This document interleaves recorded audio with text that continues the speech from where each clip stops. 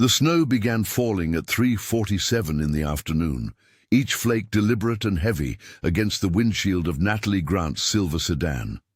She had been driving toward the restaurant with the kind of resigned determination that comes from honoring commitments you never wanted to make in the first place. Her sister Emma had orchestrated this blind date with all the persistence of someone who believed that Christmas miracles were still possible, even for women who had stopped believing in them entirely. Natalie adjusted her rearview mirror and caught sight of her own reflection, 34 years old, with auburn hair pulled back in a practical ponytail and green eyes that had grown cautious over the years. She wore a simple black sweater and jeans, the kind of outfit that suggested she was making an effort without really trying. The radio hummed with holiday music that she immediately switched off, preferring the sound of her windshield wipers against the increasingly aggressive snowfall. Buffalo in December was unforgiving, and tonight seemed particularly determined to prove that point. The weather forecast had mentioned flurries, but this was developing into something more substantial, the kind of storm that transforms familiar streets into alien landscapes and makes even the most confident drivers question their route home. She had agreed to meet Chris Lawson at Romano's, an Italian restaurant on Elmwood Avenue that Emma had chosen for its reputation as a place where conversations could happen over good food and soft lighting. Emma had described Chris as a paramedic, a good man who had been through some difficult times but was ready to start over. Natalie had heard the careful way her sister spoke about him, the deliberate omission of details that suggested there was more to his story than Emma was sharing. The truth was that Natalie had her own story, her own carefully guarded reasons for approaching this evening with skepticism rather than hope. 3 years ago, she had been engaged to David, a man who had seemed perfect until he had decided that perfect meant someone else. The breakup had happened in November, just as the Christmas decorations were appearing in store windows and holiday songs were beginning their annual assault on her peace of mind. Since then, Christmas had become a season she endured rather than celebrated, a time when other people's joy felt like a reminder of her own disappointment. The snow was accumulating faster now, and the traffic on Delaware Avenue had slowed to a cautious crawl. Natalie checked her phone and saw that she was running 15 minutes late. She considered calling the restaurant to leave a message for Chris, but something about that felt too complicated. Instead, she pressed forward, trusting that he would wait or that he wouldn't, and either outcome would be fine with her. She had spent the morning at the library, where she worked as a research librarian, helping patrons find obscure historical documents and managing the quiet chaos of people seeking information. It was work that suited her temperament, requiring patience and precision without demanding too much emotional investment. Her colleagues had asked about her evening plans, and she had mentioned dinner with a friend, avoiding the specifics that would invite questions she didn't want to answer. The windshield wipers were struggling now, and Natalie found herself leaning forward to see through the accumulating ice. The heater was working overtime, but the windows kept fogging up, requiring constant adjustment of the defrost settings. She had driven these streets hundreds of times, but tonight they looked different, transformed by the storm into something unfamiliar and slightly threatening. Her phone buzzed with a text from Emma asking how things were going, and Natalie ignored it. There was something presumptuous about her sister's investment in her romantic life, as if Emma's own happiness in marriage had convinced her that everyone else was simply one good introduction away from similar contentment. Emma meant well, but she had never quite understood that some people were genuinely better off alone, that solitude could be a choice rather than a circumstance to be remedied. The traffic light at the intersection of Delaware and Forest turned red, and Natalie found herself stopped behind a line of cars whose brake lights created small red halos in the swirling snow. She checked the time again and realized she was now 25 minutes late. Part of her hoped that Chris had already given up and gone home, saving them both the awkwardness of a conversation that neither of them had initiated.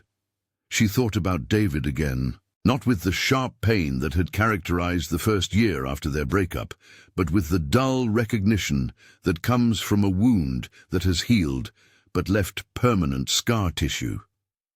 David had been charming and ambitious, a marketing executive who had seemed to enjoy her company until he had decided that he enjoyed someone else's company more.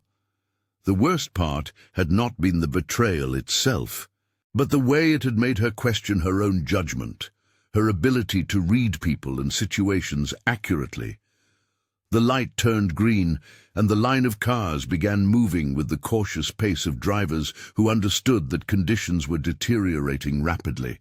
Natalie shifted into first gear and felt the slight slip of her tires before they found purchase on the increasingly slick pavement. She was a competent driver, but this storm was testing everyone's abilities, turning routine journeys into exercises in patience and careful navigation.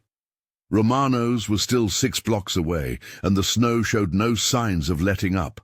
If anything, it seemed to be intensifying, the kind of heavy, wet snow that accumulates quickly and makes even short distances feel treacherous. Natalie found herself wondering what Chris Lawson was like, whether he was the kind of man who would wait patiently for a late date, or the kind who would assume he had been stood up and leave after a reasonable interval. Emma had mentioned that Chris was recently single, though she had been vague about the circumstances. There had been something in her sister's tone that suggested the story was complicated, that Chris's availability came with its own set of complications and considerations. Natalie had not pressed for details, partly because she had not been particularly interested, and partly because she had learned that too much information before a first meeting could create expectations that were difficult to manage. The truth was that she had agreed to this date primarily to stop Emma's persistent suggestions that she was isolating herself unnecessarily. Emma had a point, though not quite the one she thought she was making. Natalie had indeed become more selective about social interactions, more protective of her time and energy. But this felt like evolution rather than retreat, a natural response to the recognition that not all connections were worth pursuing. She turned onto Elmwood Avenue and immediately realized that the storm had created more serious problems than she had anticipated. The street was nearly deserted, with most businesses closing early and their windows glowing like beacons through the heavy snowfall. Romano's was visible ahead, its red awning and warm interior lighting suggesting refuge from the increasingly hostile weather outside. Natalie found a parking space 3 blocks from the restaurant and sat in her car for a moment, evaluating the situation. The snow was now falling so heavily that visibility was seriously compromised, and the wind had picked up, creating small drifts against building walls and parked cars. Walking 3 blocks in these conditions would be unpleasant but manageable. Assuming the restaurant was still open and Chris was still waiting, she gathered her purse and coat, checked her reflection one more time in the mirror, and opened the car door to immediate assault by wind and snow. The cold was sharp and immediate, cutting through her wool coat and making her eyes water. She locked the car and began walking toward the restaurant, each step requiring careful placement on the increasingly treacherous sidewalk. The streetlights created isolated pools of visibility in the storm, and Natalie moved from one to the next like a traveler navigating by landmarks. The few other pedestrians she encountered were moving with the same focused determination, heads down against the wind and walking with the careful steps of people who understood that a fall could be more than inconvenient. Romano's appeared ahead, its windows fogged with warmth and its interior lights promising relief from the storm. Natalie could see people inside, though the condensation and snow made it impossible to identify individuals. She pulled open the heavy door and stepped into the immediate warmth and sound of a restaurant that had become an unexpected shelter from the weather outside.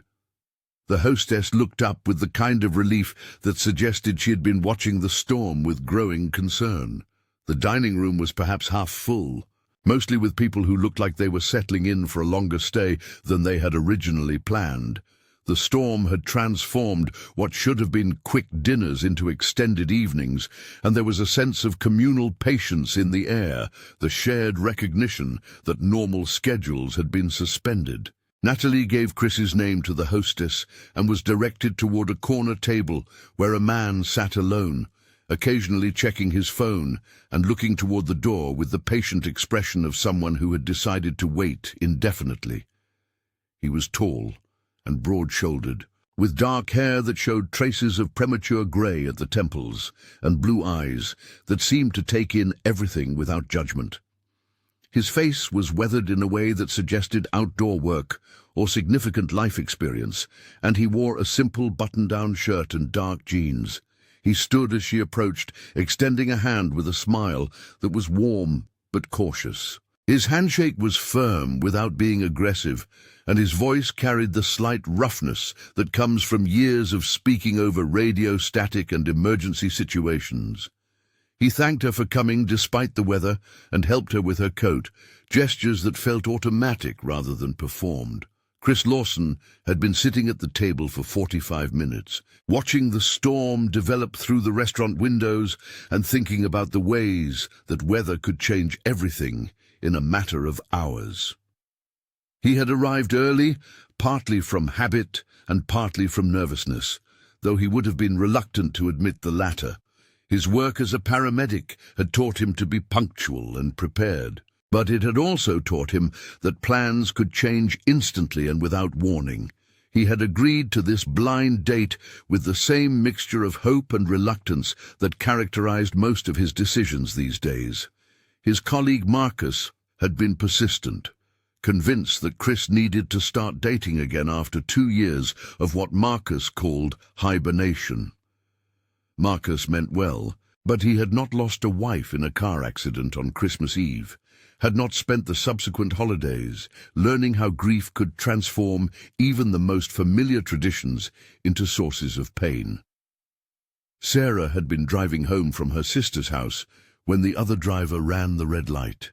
The phone call had come while Chris was finishing his shift, and he had driven to the hospital where he worked, where colleagues who knew him personally had delivered the news with the kind of professional compassion that somehow made it worse.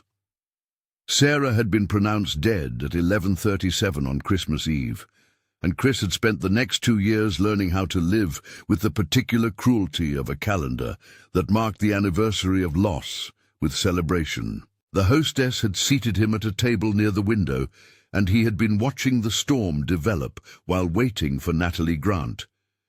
Emma had described her sister as intelligent and independent, a librarian who loved books and quiet conversations. Emma had also mentioned with careful casualness that Natalie was not particularly fond of Christmas, which had struck Chris as something they might have in common.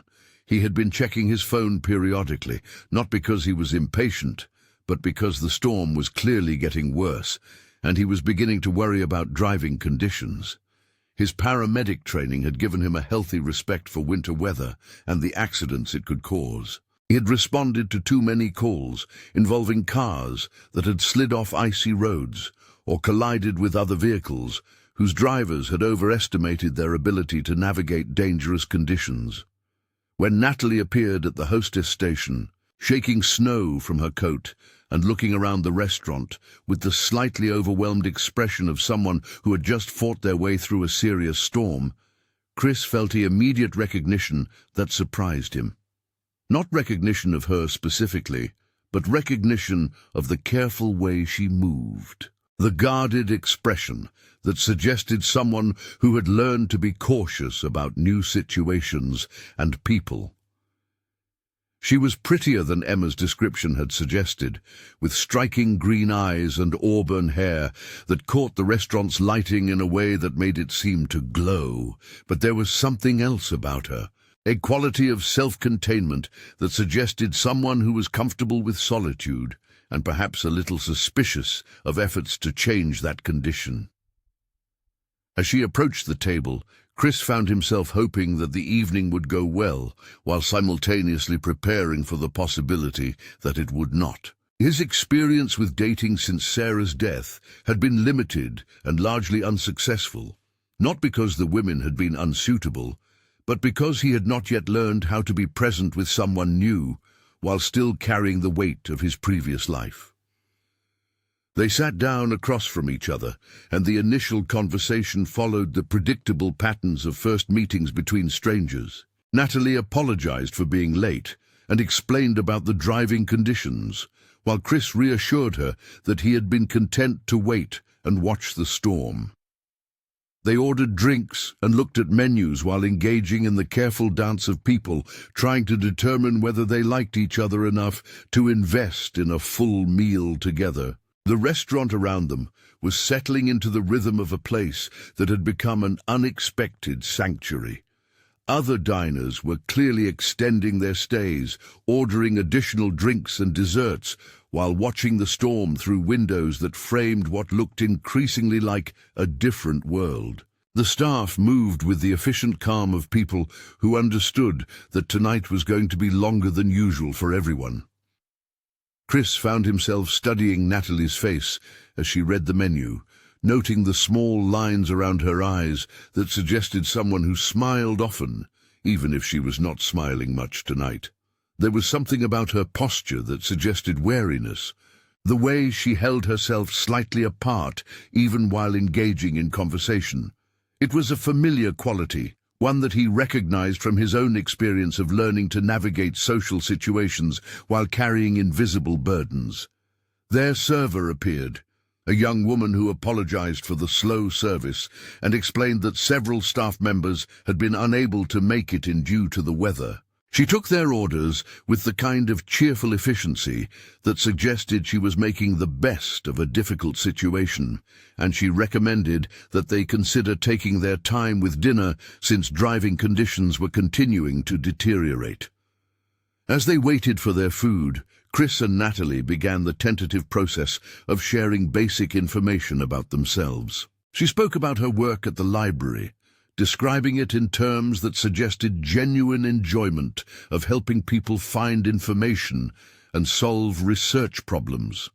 He talked about his job as a paramedic, carefully avoiding the more traumatic aspects while conveying something of the satisfaction he found in helping people during their worst moments. The conversation was pleasant, but cautious, both of them clearly aware that they were being evaluated while simultaneously doing their own evaluating. Chris found himself appreciating Natalie's directness, the way she asked questions that were genuinely curious rather than merely polite. She seemed less interested in impressing him than in determining whether he was worth her time, which he found refreshing after encounters with women who seemed to view dating as a performance. Natalie, for her part, was discovering that Chris was different from what she had expected.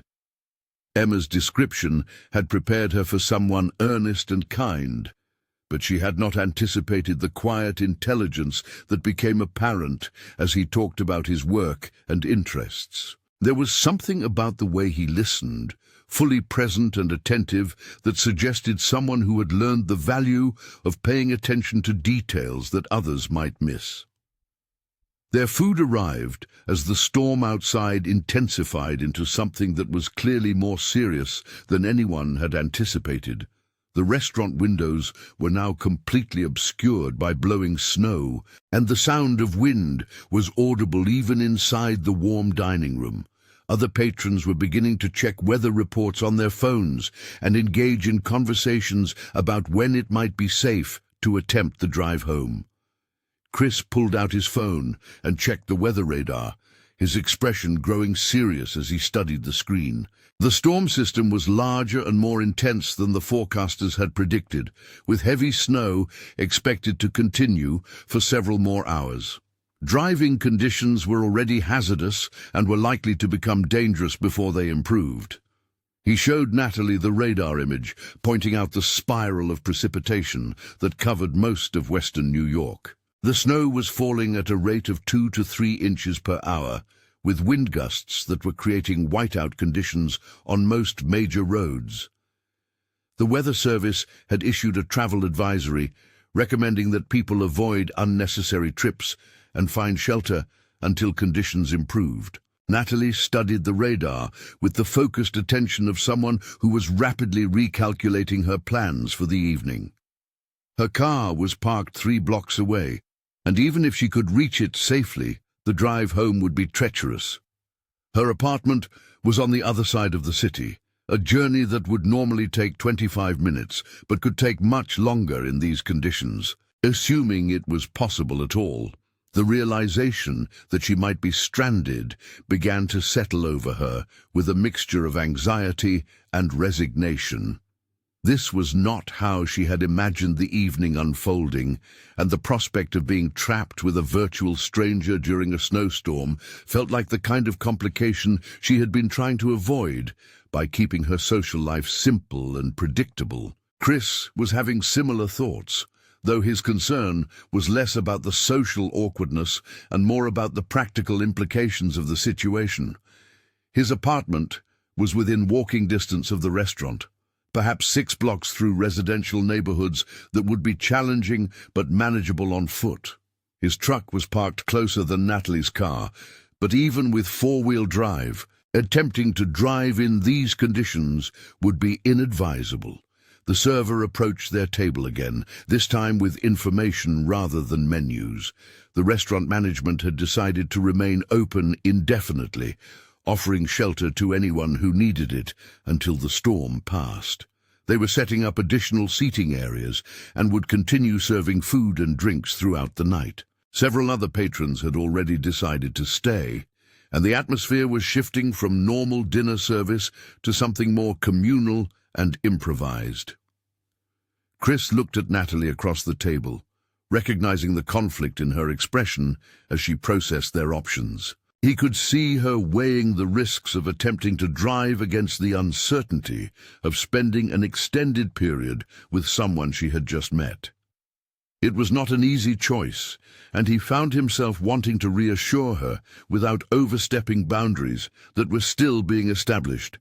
He suggested that they could wait another hour to see if conditions improved, but even as he said it, they both knew that the storm was intensifying rather than diminishing. The logical choice was to accept the restaurant's hospitality and make the best of an unexpected situation. The alternative was to risk becoming stranded in a car, or worse, becoming another emergency call that would require other people to venture out into dangerous conditions to provide assistance. Natalie found herself studying Chris's face as he spoke, looking for signs of the kind of opportunistic thinking that might see this situation as an advantage rather than an inconvenience. What she saw instead was genuine concern, both for her safety and for the practical implications of their circumstances. There was nothing predatory in his manner, no suggestion that he viewed their situation as anything other than a problem to be solved with minimal risk and maximum consideration for her comfort. The decision to stay felt both inevitable and surprising. Inevitable because the weather left them few reasonable alternatives. Surprising because Natalie had not expected to find herself in a situation that required this level of flexibility and trust. She was someone who planned carefully and avoided uncertainty whenever possible. Yet here she was, agreeing to spend an indefinite number of hours with a man she had met less than 2 hours ago. Chris seemed relieved by her decision, though he was careful not to express it in ways that might make her reconsider. Instead, he suggested that they move to the bar area, where the seating was more comfortable for an extended stay, and where they would be less in the way of the staff who were reorganizing the dining room to accommodate the unexpected overnight guests. The bar area was already becoming the social center of the impromptu shelter, with several groups of stranded diners settling in for what was clearly going to be a longer evening than anyone had planned. The bartender, a middle-aged man with the kind of calm competence that suggested he had handled unusual situations before, was serving drinks and engaging in the kind of conversation that helps people adjust to unexpected circumstances. Chris and Natalie found seats at a small table near the fireplace, which had been lit to provide additional warmth and ambiance. The flames cast flickering shadows on the walls and created a sense of coziness that helped offset the sound of wind and snow against the windows. Around them, other stranded patrons were settling into conversations that ranged from complaints about the weather to stories about previous storms and travel mishaps. With the immediate pressure of making evening plans removed, Chris and Natalie found their conversation becoming more natural and less guarded. The shared experience of being stranded had created a kind of temporary intimacy, a recognition that they were in this situation together and might as well make the best of it. The usual patterns of first-date conversation began to evolve into something more genuine and spontaneous. Natalie found herself talking about her work with more enthusiasm than she had originally intended, describing specific research projects and the satisfaction she found in helping people uncover information that had seemed impossible to locate. Chris listened with the kind of attention that encouraged her to continue, asking questions that demonstrated genuine interest rather than mere politeness. He, in turn, began to share stories from his work as a paramedic, carefully chosen anecdotes that conveyed something of the variety and intensity of his job without dwelling on its more traumatic aspects. He talked about the satisfaction of helping people during medical emergencies and the way that crisis situations could reveal both the best and worst in human nature. As the evening progressed, they discovered unexpected points of connection. Both had grown up in Buffalo and had navigated the particular challenges of winters that could be both beautiful and brutal. Both had chosen careers that involved helping other people, though in very different ways. Both had experienced significant disappointments in their personal lives, though neither was ready to discuss the details of those experiences. The restaurant staff moved around them with quiet efficiency, checking on their needs and maintaining the warm, welcoming atmosphere that was helping everyone adjust to the unusual circumstances. Other patrons came and went from the bar area, some settling in for extended conversations, and others retreating to quieter corners where they could read or work on phones and laptops. Chris excused himself to call his supervisor and explain that he would not be able to report for his scheduled shift the following morning if the storm continued. His supervisor was understanding, having dealt with weather-related staffing issues many times before, and Chris returned to the table with one less worry about the practical implications of being stranded. Natalie made a similar call to the library, leaving a message for her supervisor explaining that she might not be able to come in depending on road conditions. The library had weather protocols that included closing when travel was dangerous, so her absence would likely not be an issue. Having addressed these practical concerns, they both felt more able to focus on the present moment rather than worrying about tomorrow's obligations.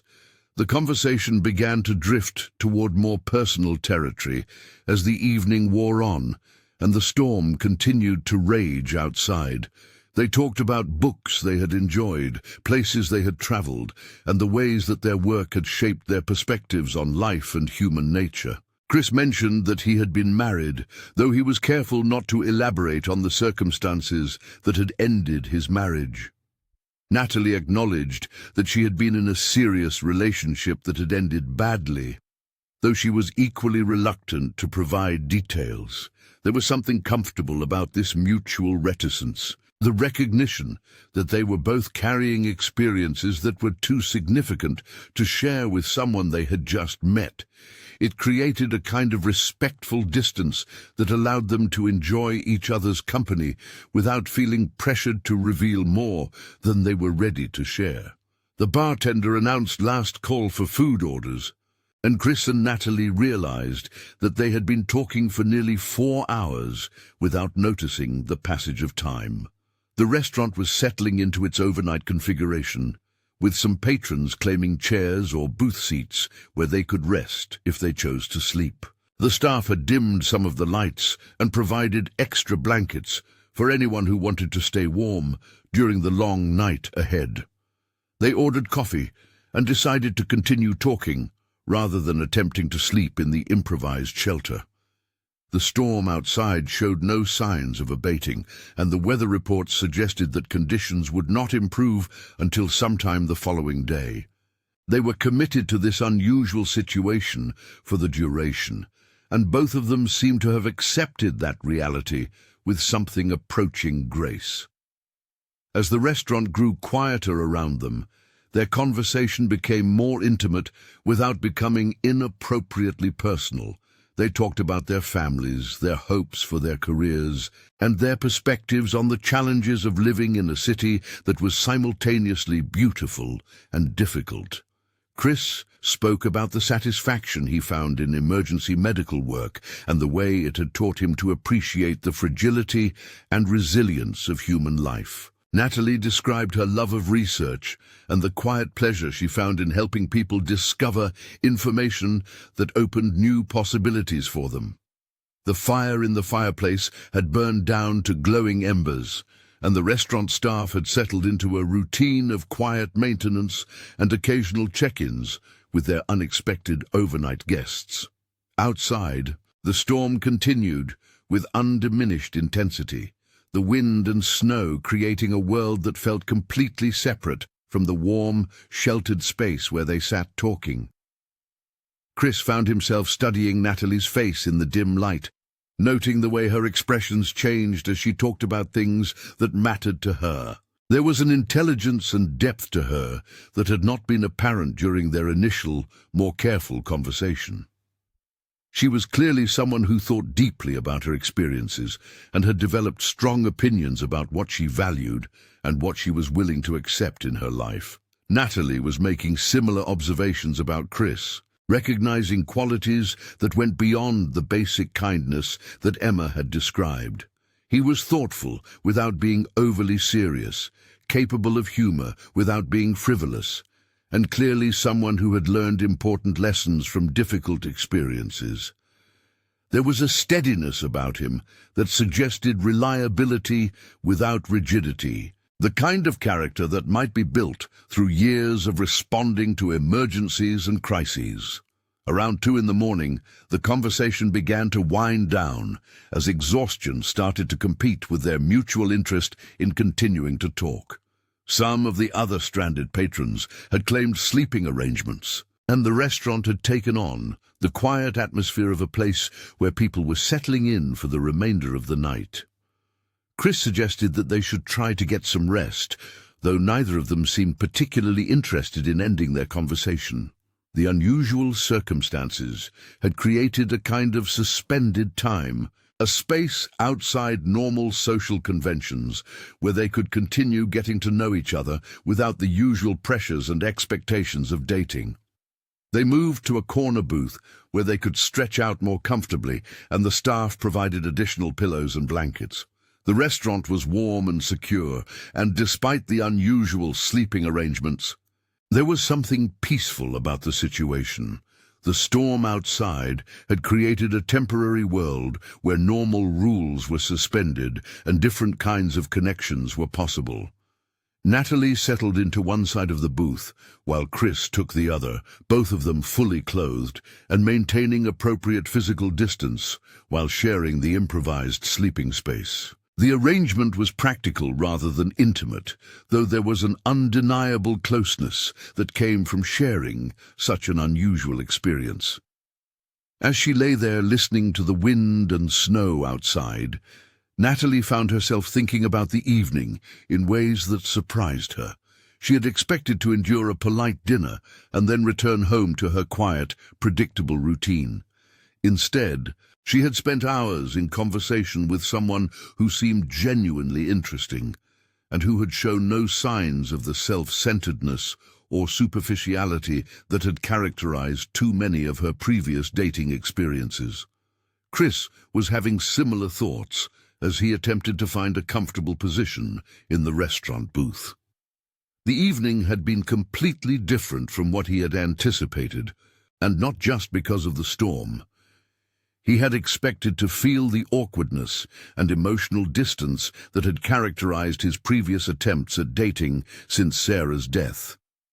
Instead, he had found himself genuinely engaged in conversation with someone who seemed to understand the value of listening and thinking before speaking. Neither of them slept deeply, but both dozed intermittently throughout the night, occasionally waking to the sound of wind or the movement of other patrons shifting in their improvised sleeping arrangements. The restaurant staff maintained a quiet presence, checking periodically to ensure that everyone was comfortable and had what they needed to get through the night. Dawn arrived grey and muted, filtered through windows that were still partially obscured by blowing snow. The storm had diminished in intensity, but had not ended, and the accumulation outside was substantial enough that travel would remain difficult for several more hours. The restaurant staff began serving coffee and breakfast to their overnight guests, and there was a sense of communal accomplishment, as if everyone had successfully weathered a significant challenge together.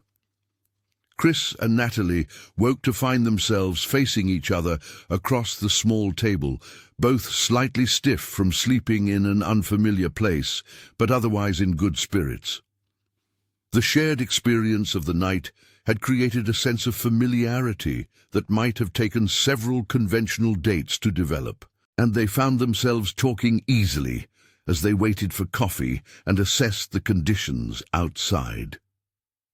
The weather report suggested that the storm would continue for several more hours before tapering off, and that road crews would need additional time to clear the accumulation from major streets. The restaurant was continuing to offer shelter for anyone who needed it, and most of the overnight guests had decided to remain until conditions improved significantly. Chris called his supervisor again and confirmed that he would not be reporting for work that day. The emergency services were operating with reduced staffing and focusing on the most critical calls, so his absence was expected and would not create problems. Natalie made a similar call to the library, which had decided to remain closed due to the weather. With their work obligations addressed and no immediate pressure to leave, they found themselves with an unexpected gift of time to continue the conversation that had begun the previous evening. The storm had created a kind of temporal suspension, a space where normal schedules and expectations were irrelevant, and they could focus entirely on getting to know each other. They moved back to their original table near the fireplace, which the staff had rekindled to provide warmth and ambiance for the extended stay. Other patrons were settling into similar routines, and the restaurant had taken on the atmosphere of a temporary community, with people sharing stories and resources while waiting for the storm to pass. Over breakfast, their conversation began to move toward more personal territory. The shared experience of being stranded had created a level of trust that encouraged greater openness, and both of them seemed ready to move beyond the careful politeness that had characterized their initial interactions. Chris found himself talking about Sarah for the first time since agreeing to start dating again. He did not provide all the details of her death or the full extent of his grief, but he acknowledged that he had been married and that losing his wife had been the defining experience of the past 2 years. He spoke carefully, watching Natalie's face for signs of discomfort or the kind of excessive sympathy that had made previous conversations about Sarah feel unbearable. Natalie listened with the kind of attention that suggested genuine compassion without intrusive curiosity. She asked gentle questions that allowed him to share what he was comfortable sharing without pressing for details he might not be ready to provide. Her response was measured and thoughtful, acknowledging the significance of his loss without making it the center of their conversation. In return, she began to talk about David and the ways that his betrayal had affected her trust in relationships and her willingness to invest emotionally in other people. She described the process of rebuilding her confidence and learning to enjoy her own company, though she acknowledged that this independence had perhaps become too protective, too resistant to the possibilities that came with genuine connection. The mutual sharing of these significant experiences created a new level of understanding between them. They were both people who had been hurt by circumstances beyond their control and who had responded by developing strategies for protecting themselves from further pain. The recognition of this shared experience was both comforting and slightly alarming, suggesting possibilities for connection that neither had been actively seeking. As the morning progressed into afternoon, the storm gradually began to diminish. The wind died down first, followed by a reduction in the intensity of the snowfall. Through the restaurant windows, they could see the beginning of cleanup efforts as snowplows began working on the major streets and people started venturing out to assess the damage and clear their vehicles. The Weather Service announced that travel conditions would remain hazardous for several more hours, but that the worst of the storm had passed. The restaurant staff began making preparations for their eventual return to normal operations, though they continued to welcome anyone who preferred to wait for further improvement in conditions. Chris and Natalie found themselves facing the practical question of when and how to end their unexpected extended time together. Both of their cars were buried under significant accumulations of snow, and even when they could dig them out, driving would remain challenging for the rest of the day. The logical choice was to wait until evening, when road conditions would be safer and visibility would be better. The prospect of separation created an unexpected sense of reluctance in both of them. The storm had forced them into each other's company, but somewhere during the long night and morning of conversation, that forced companionship had evolved into something they were genuinely enjoying. The thought of returning to their separate lives and normal routines felt like the end of something valuable, rather than simply the conclusion of an unusual situation. Chris suggested that they could help each other dig out their cars when the time came, and then perhaps continue their conversation over dinner at a different restaurant, assuming any were open. The suggestion was casual, but carried an undertone of hope that their connection would survive the transition back to normal circumstances. Natalie found herself agreeing before she had consciously decided to accept the invitation. The prospect of extending their time together appealed to her in ways that surprised her, given her usual preference for controlling the pace and duration of social interactions. There was something about Chris that made her want to suspend her normal caution and see what might develop if she allowed this connection to continue. The afternoon passed quietly as they continued talking and watching the gradual improvement in conditions outside. Other patrons began leaving as roads became passable and the restaurant slowly returned to its normal configuration. By early evening, most of the emergency guests had departed, and Chris and Natalie were among the last to remain. The time had come to face the practical challenges of retrieving their vehicles and deciding what came next. Chris offered to help Natalie dig out her car first, and they bundled up in coats and gloves to venture out into the transformed landscape that the storm had created. The city was beautiful and alien under its heavy coating of snow. Streets that had been familiar were now defined by different landmarks, and the usual urban sounds were muffled by the thick accumulation. Walking was challenging but manageable, and they made their way toward Natalie's car, with the careful steps of people who understood that winter conditions required constant attention and respect. Her sedan was buried under nearly 2 feet of snow, and digging it out required sustained effort with the emergency shovel she kept in her trunk. Chris worked alongside her with the efficiency of someone who had dealt with similar situations many times, and together they gradually excavated the vehicle and cleared the surrounding area enough for her to maneuver out of the parking space. The work was physical and required cooperation, and Natalie found herself appreciating the easy way that Chris approached the task. He worked hard without making a show of it, offered suggestions without being condescending, and seemed genuinely focused on helping her solve the practical problem rather than using the situation to demonstrate his competence or create opportunities for unnecessary physical contact. When her car was finally clear and running, they stood together in the snowy street, both slightly breathless from the exertion and facing the question of what happened next. The storm had ended, their vehicles were accessible, and the unusual circumstances that had thrown them together were resolving into normal life. Chris suggested that they could meet for dinner later in the week, when conditions had returned to normal, and they could have a conventional date without the complications of emergency weather. The suggestion was reasonable and safe, the kind of logical next step that would allow them to explore their connection under more typical circumstances. But Natalie found herself suggesting instead that they could have dinner that evening. Perhaps at his apartment if he was comfortable cooking, or at her place if he preferred.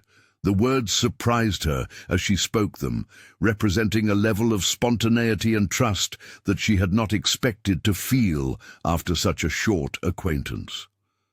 Chris accepted her invitation with visible pleasure, and they agreed that she would follow him to his apartment, which was closer and had the advantage of being accessible without requiring travel on highways that might still have dangerous conditions.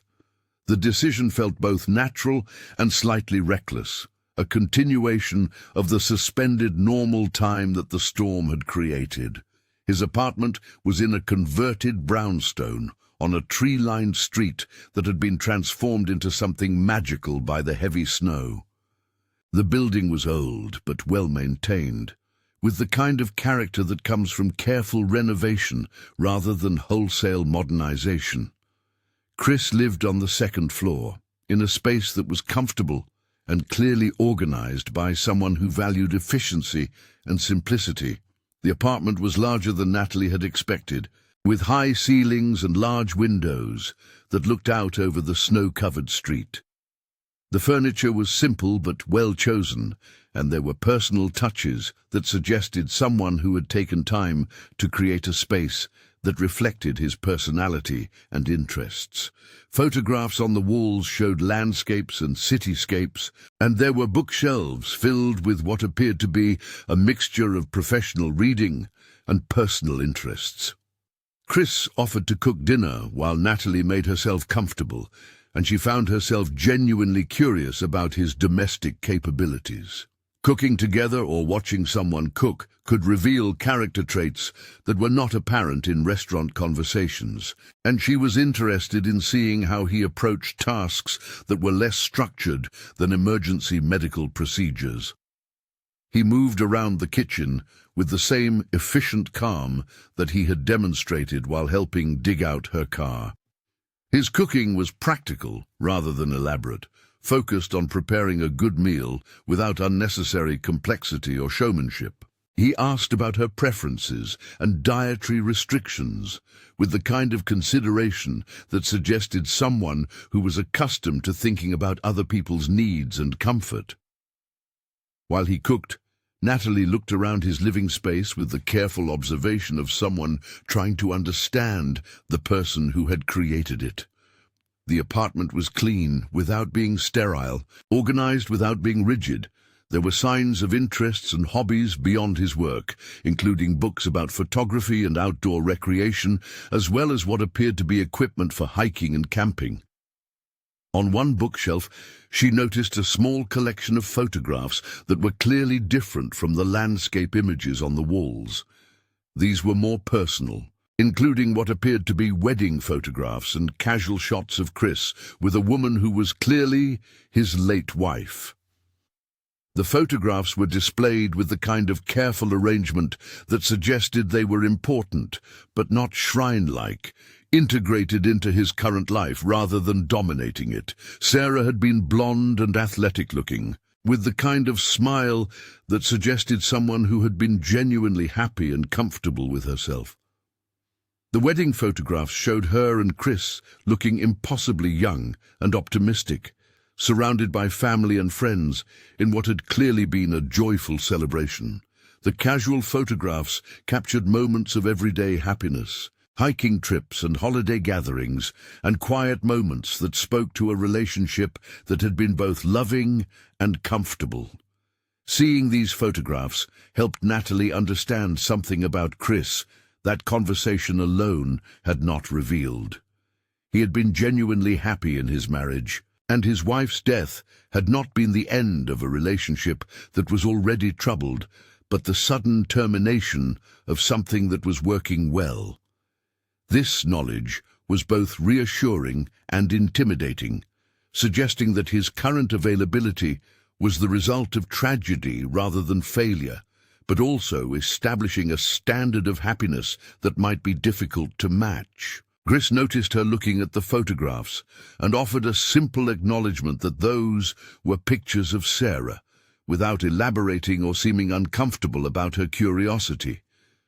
There was something healthy about his ability to maintain those memories as part of his current life, rather than hiding them or treating them as too sacred to be seen by someone new. Dinner was simple but well prepared, and they ate at his small dining table while continuing the conversation that had sustained them through the previous 24 hours.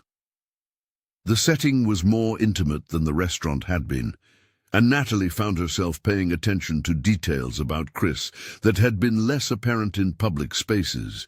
He was a thoughtful host, attentive to her comfort without being overwhelming, and clearly someone who was accustomed to taking care of other people.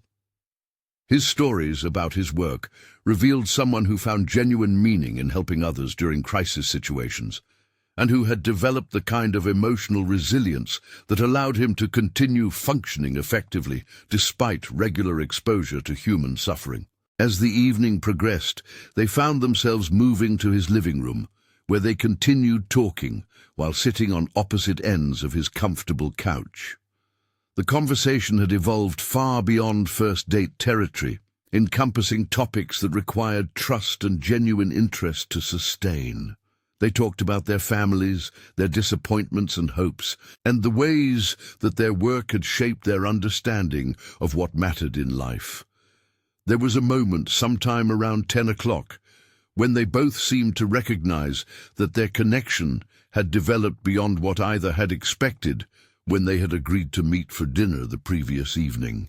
The storm had created circumstances that forced them past the usual gradual progression of getting to know someone, and they had discovered a compatibility that felt both surprising and natural. The recognition created a new kind of tension, not unpleasant but significant. They were both adults who had been hurt by previous relationships, both careful people who had learned to protect themselves from unnecessary emotional risk. Yet here they were, clearly attracted to each other and enjoying a connection that felt both easy and profound. Chris found himself studying Natalie's face as she talked, noting the way her expressions changed when she discussed things that mattered to her. She was beautiful, in a way that had become more apparent as he got to know her, not just physically attractive, but possessed of the kind of inner confidence that made her presence compelling. There was something about her combination of intelligence and vulnerability that appealed to him in ways that went beyond simple physical attraction. Natalie was making similar observations about Chris, recognizing qualities that made him genuinely attractive rather than merely acceptable. He was clearly someone who could be relied upon in difficult situations, but he was also capable of humor and lightness when circumstances permitted. The combination of competence and sensitivity was appealing in ways that surprised her, given her previous preference for men who were more obviously ambitious or intellectually aggressive. The evening was drawing toward a natural conclusion, and both of them were facing the question of how to end this unexpectedly significant time together. The storm had created a kind of artificial intimacy, forcing them into each other's company for an extended period and allowing them to discover compatibility that might have taken weeks to develop under normal circumstances. Chris offered to drive Natalie back to her car, though they both knew that her sedan had been running fine when they left it at the restaurant. The offer was really about extending their time together for a few more minutes and ensuring that she got home safely, and she accepted it with gratitude that was about more than simple transportation. The drive through the snow-covered city was quiet and peaceful, with the kind of comfortable silence that can exist between people who have shared significant conversation and are now content to simply be in each other's presence.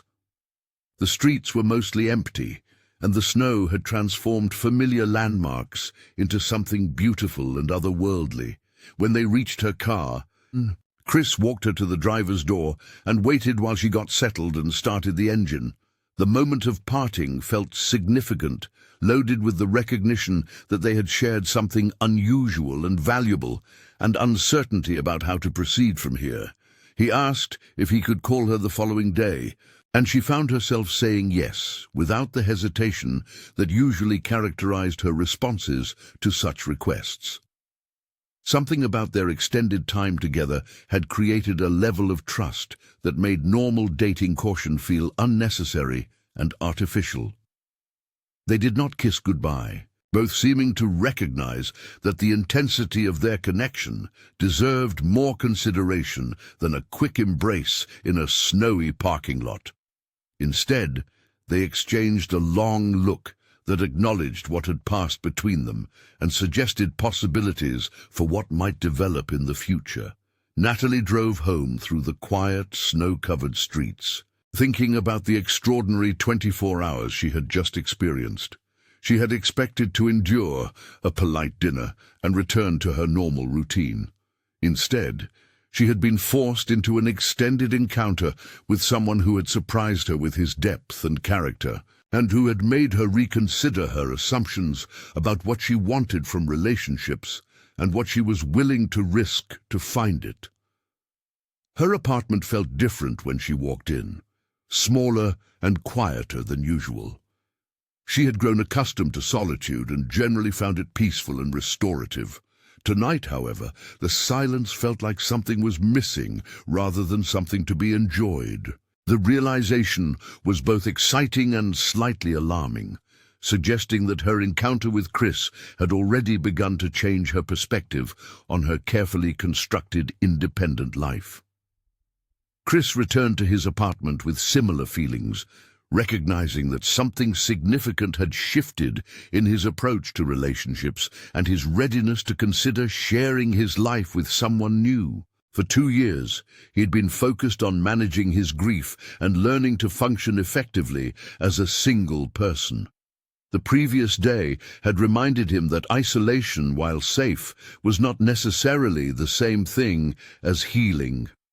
He looked at the photographs of Sarah on his bookshelf and felt something different than the usual mixture of love and loss that they typically evoked. Tonight, there was also gratitude for the happiness they represented, and recognition that honoring Sarah's memory did not require him to remain permanently alone. The shift was subtle but significant, suggesting that he was ready to consider possibilities that had seemed impossible just days earlier. Both of them went to sleep that night, thinking about the conversation they had shared and the connection they had discovered. The storm had ended, normal life was resuming, and they would soon discover whether their compatibility could survive the transition back to conventional circumstances. But something valuable had been established during their forced time together. A foundation of understanding and attraction that offered possibilities neither had been actively seeking, but both were now eager to explore. The following morning brought bright sunshine and the sounds of the city returning to normal operation. Snow crews had cleared the major roads, businesses were reopening, and people were venturing out to resume their regular routines. The storm had become part of local history, something to be discussed and remembered, but no longer an immediate concern. Chris called Natalie in mid-morning as he had promised, and their conversation picked up naturally where it had left off the night before. There was no awkwardness or uncertainty about whether their connection had been real or simply a product of unusual circumstances. If anything, talking by phone confirmed that their compatibility extended beyond the artificial intimacy created by being stranded together. They made plans to have dinner later in the week, this time under normal circumstances that would allow them to evaluate their relationship without the complications of emergency weather. Both of them were curious to see whether their connection would survive the transition to conventional dating, though both were optimistic based on the depth of conversation they had already shared. In the days that followed, they discovered that their compatibility extended beyond crisis circumstances. Their phone conversations were easy and engaging, covering topics that ranged from work-related experiences to personal interests and observations about life in Buffalo during winter. They found themselves talking every day, sometimes for extended periods, sometimes just briefly to check in and maintain their connection. When they finally had their first conventional dinner date, it felt both familiar and new. Familiar because they had already established a foundation of trust and understanding. New because they were now consciously exploring romantic possibilities rather than simply passing time during an emergency situation. The evening went well, confirming their mutual interest and establishing the beginning of what both hoped would develop into something significant. Over the following weeks, their relationship developed with the kind of steady progression that suggested genuine compatibility rather than simple physical attraction or temporary infatuation. They discovered shared interests in books and outdoor activities, similar values about work and relationships, and complementary approaches to problem-solving and communication. Chris found himself talking to Natalie about aspects of his work that he rarely discussed with people outside the emergency services community. Her interest was genuine rather than morbid, focused on understanding what his job meant to him rather than seeking dramatic stories or inappropriate details. Her questions helped him articulate things about his work that he had not previously been able to express clearly. Natalie discovered that Chris's presence in her life was enhancing rather than compromising her independence.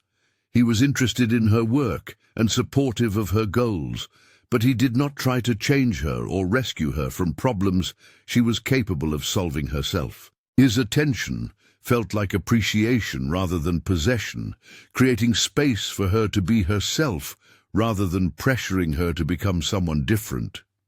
As winter progressed toward spring, their relationship deepened in ways that surprised them both. They had each expected to remain cautious and protective, given their previous experiences with significant loss and betrayal. Instead, they found themselves taking emotional risks and making investments that suggested genuine commitment to exploring their potential together. The anniversary of Sarah's death passed in late December, and Chris discovered that sharing the day with Natalie made it more bearable rather than more complicated. She understood the significance of the date without making it about herself, offering support without intrusion and creating space for his grief without requiring him to hide or minimize it. Her presence allowed him to honor his memories while still being present for someone new, a balance that had seemed impossible before he met her. Christmas, which had been a source of pain for both of them, became an opportunity to create new traditions that acknowledged their past experiences while focusing on their current happiness. They spent the holiday together, quietly and without elaborate celebration, but with a sense of contentment that neither had expected to feel during what had been a difficult time of year. By spring, they were talking seriously about a future together. Though both were careful to proceed at a pace that felt comfortable rather than rushed, they had learned that genuine compatibility was rare and valuable, worth nurturing carefully rather than rushing toward conventional milestones. Their relationship had begun during a crisis that forced them past normal social barriers, and they wanted to ensure that it could sustain itself during ordinary time, as well as extraordinary circumstances. The storm that had brought them together became a story they would tell for years, an example of how unexpected circumstances can create opportunities for connection that might never have existed otherwise.